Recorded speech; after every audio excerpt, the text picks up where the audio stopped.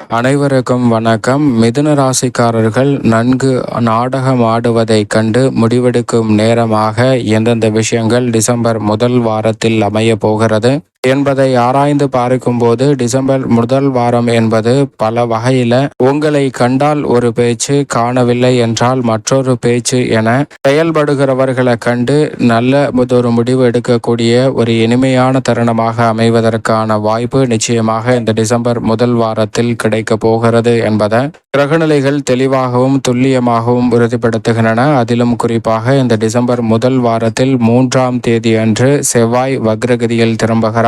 அதே வேளையில் சுக்கிரனும் மிக வலுவாக அஷ்டமஸ்தானத்திற்குள் நுழைகிறாருங்க. இது மட்டுமல்லாது வித்யாகாரகரான புதன் வக்ர நிவர்த்தி பெற்று பலம் பெறுகிறார். இப்படி பல அதிரடியான மாற்றம் ஏற்படும் போது சந்திரன் 6, 7, 8, 9 என பல இடங்களில் பலம் பெற போகிறாருங்க. 4ஆம் தேதியிலிருந்து 6ஆம் தேதி வரை சந்திரன் அஷ்டமத்தில் சஞ்சரிப்பதால் அந்த தருணங்களில் மட்டும் சற்று கூடுதல் கவனத்துடன் இருங்க.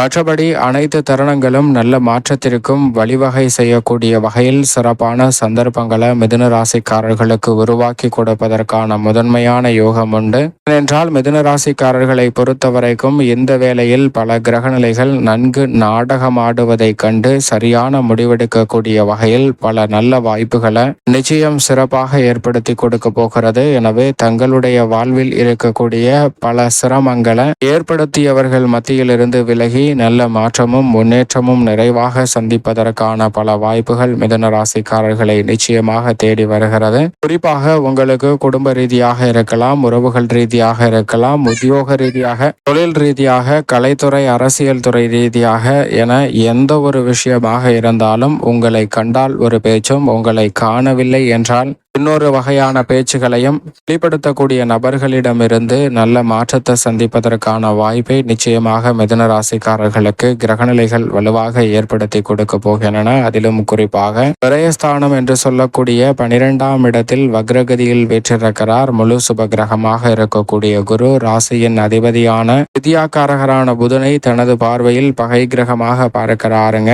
எனவே அவர் விரயஸ்தானத்தில் வக்ரம் பெற்றிருப்பது ஒரு வகையில் நல்ல வரவேற்கத்தக்க அமைப்பாக பார்க்கப்படுகிறது. ஏனென்றால் விரயஸ்தானத்தில் இருந்து ஜென்ம ராசியை நோக்கி நகர்ந்து வந்த நிலையில் தற்போது லாபஸ்தானத்தை நோக்கி நகர்வது மிக சிறப்பான நல்ல வாய்ப்புகளை அதிரடியாக பெற்று தருவதற்கான நல்ல சந்தர்ப்பத்தை நிச்சயமாக மிதுன ராசிக்காரர்களுக்கு ஏற்படுத்தி கொடுக்கிறாருங்க குரு பகவான். எனவே பெரிய அளவிலான தடைகள், சிக்கல்கள் தங்களுடைய வாழ்வில் இருந்து விலகுவதற்கான வாய்ப்பு நிச்சயமாக கிடைக்கிறது. உறவுகளுக்கிடையே மாறுபட்ட கருத்துக்களை நீங்கள் இருக்கும் போதும் இல்லாத போதும் தெரிவிக்கக்கூடிய நபர்களின் சுயரூபத்தை நன்கு அறிந்து அவர்களிடமிருந்து விலகக்கூடிய ஒரு தருணமாகவும் சரியான வளர்ச்சிக்கான சிறப்பான முடிவு எடுப்பதற்கான வாய்ப்பும் இந்த வேளையில் விரைவாக கிடைக்க போகிறது. எனவே குடும்ப ரீதியாக சந்திக்கக்கூடிய பல சிக்கல்கள் நிச்சயம் விலகும். சுப நிகழ்வுகளில் இருந்து வந்த தடைகள் விலகுங்க. குறிப்பாக நல்ல வரன் தேடக்கூடிய முயற்சியில் தம்பிக்கென்ன பாப்பாவுக்கென்ன நல்ல வரன் கிடைக்கும் என்று உங்கள் முன்னாலும் இவனுக்கெல்லாம் பொண்ணு கொடுப்பாங்களா, இவனுக்கெல்லாம் மாப்பிள்ளை கிடைக்குமா அப்படின்னு உங்களுக்கு பிறகும் பின்புறத்தில் பேசக்கூடியவர்களை சரியாக இனம் கண்டறிந்து அவர்களை விளக்குவதற்கான நல்ல வாய்ப்பு மிக வலுவாக கிடைக்க போகிறது. அதன் காரணமாக திடீரென பல சுப நிகழ்வுகளையும் பொருளாதார ரீதியான வளர்ச்சியையும் நிச்சயம் சந்திப்பதற்கான வாய்ப்பு மிக வலுவாக குரு வக்ரம் பெற்றிருக்கக்கூடிய இந்த வேளையில் நிறைவாக மிதுன ராசிக்காரர்களுக்கு உண்டு. அது மட்டுமல்லாது சனியும் பாக்கியஸ்தானமாகிய 9இல் ஆட்சி பலம் பெற்றிருக்கிறார். நினைப்பதை காட்டிலும் பல்வேறு வகையான பணிகளை திறன்பட செய்யக்கூடிய நல்ல வாய்ப்பையும் சந்தர்ப்பத்தையும் ஏற்படுத்தி கொடுக்க போகிறாருங்க. எனவே பெரிய அளவிலான சிக்கல்கள், தடைகள் விலகி தங்களுடைய வாழ்வில் சிறப்பான வளர்ச்சியும் முன்னேற்றமும் நிறைவாக பெறுவதற்கான வாய்ப்பு உண்டு. உத்தியோக ரீதியாக புதிய வேலை வாய்ப்பு மற்றும் உங்களது சிறு முயற்சி கூட நல்ல லாபத்தையும் முன்னேற்றத்தையும் பெற்றுத்தரக்கூடிய வகையில் பல நல்ல வாய்ப்புகளை நிறைவாக உருவாக்கி கொடுக்க போகிறது. எனவே சரியாக பயன்படுத்திக் கொள்ளுங்கள். பெரிய அளவிலான சிக்கல்கள், தடைகள்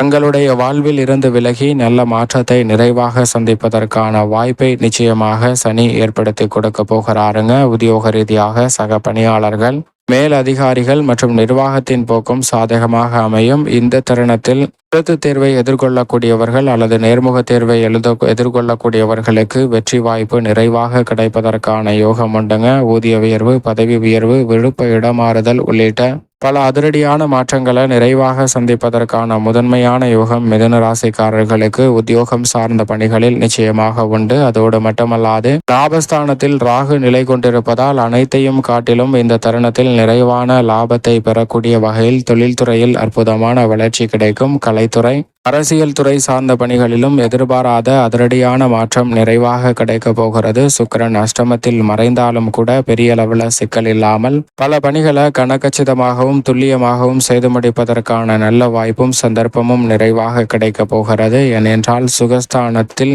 வலுவாக வீற்றிருக்கிறாருங்க மோட்சக்காரகரான கேது. கர்மஸ்தானத்தை ராகு வெளிப்படுத்துவதால் எதிர்பார்ப்பதை காட்டிலும் அதிரடியான நல்ல மாற்றங்கள் நிச்சயம் நிறைவாக கிடைப்பதற்கான முதன்மையான யோகம் மிதுன ராசிக்காரர்களுக்கு கிடைக்கிறது. எனவே சரியாக பயன்படுத்திக் கொள்ளுங்கள். அதோடு மட்டுமல்லாது இந்த வேளையில் அரசியல் மற்றும் கலைத்துறை சார்ந்த பணிகளில் பெயர் புகழ் நிறைவாக கிடைக்கக்கூடிய வகையில் நல்ல வாய்ப்புகள் உங்களது முயற்சிக்கு வெற்றிகரமாக அமைவதற்கான சாத்தியக்கூறுகளை உருவாக்கி கொடுக்கிறது. ஆனால் அதே வேளையில் சுக்கிரன் அஷ்டமத்தில் மறைந்திருப்பதால் அலைச்சல் நிச்சயமாக தவிர்க்க முடியாத ஒரு தருணமாக பார்க்கப்படுகிறது.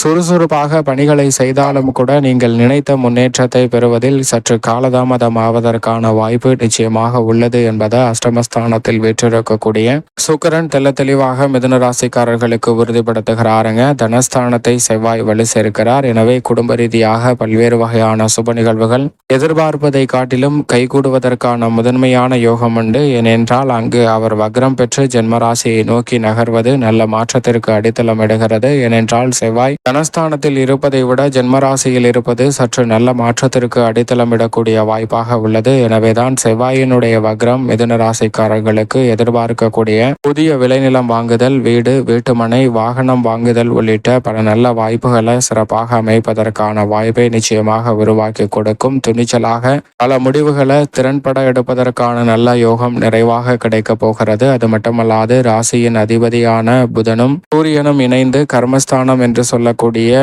10ஆம் இடத்தில் ராகு வீற்றிருக்கும் போது ருணரோக சத்ருஸ்தானம் என்று சொல்லக்கூடிய யோகஸ்தானத்தில் அமர்ந்திருப்பதால் எதிர்பார்ப்பதை காட்டிலும் அலைச்சல் குறையும். தனலாபமும் பொருளாதார ரீதியான வளர்ச்சியும் நிறைவாக சந்திப்பதற்கான முதன்மையான யோகம் நிச்சயமாக உங்களை தேடி வருவதற்கான முதன்மையான அதிர்ஷ்ட யோக வாய்ப்புகள் நிச்சயமாக மிதுன ராசிக்காரர்களுக்கு கிடைக்கிறது என்பதில் சந்தேகமே இல்லை. சந்திரனை பொறுத்த வரைக்கும் சந்திராஷ்டம தினங்களில் மட்டும் கூடுதல் கவனத்துடன் இருங்க. 5, 6 ஆகிய தேதிகளில் அதிக கவனத்துடனும் விழிப்புணர்வுடனும் இருங்க. மற்றவர்களுடன் தேவையற்ற வீண் வாக்குவாதங்களை தவிர்ப்பது நல்லது. மேலும் இந்த தருணத்தில் ஏற்படக்கூடிய சிரமங்கள், சிக்கல்களை தவிர்த்து நன்மை நிறைவாக பெற வேண்டும் என்றால் நிச்சயமாக வாரத்தில் செவ்வாய்க்கிழமை விரதமிருந்து அருகாமையில் உள்ள முருகப்பெருமாள் ஆலயம் சென்று தீபம் ஏற்றி வழிபாடு செய்யுங்கள். தங்களுடைய வாழ்வில் சந்திக்கக்கூடிய பல தடைகள், சிக்கல்கள், சிரமங்கள் விலகி சிறப்பான வளர்ச்சியும் முன்னேற்றமும் நிறைவாக கிடைப்பதற்கான முதன்மையான யோகம் நிச்சயமாக மிதுன ராசிக்காரர்களை தேடி வருங்க. நன்கு நாடகம் ஆடுபவர்களை கண்டு நல்ல முடிவெடுப்பதற்கான சிறப்பான வாய்ப்பையும் நிச்சயமாக உருவாக்கி கொடுக்கும் என்பதில் சந்தேகமே இல்லை. இந்த டிசம்பர் முதல் வாரம் மிதுன ராசிக்காரர்களுக்கு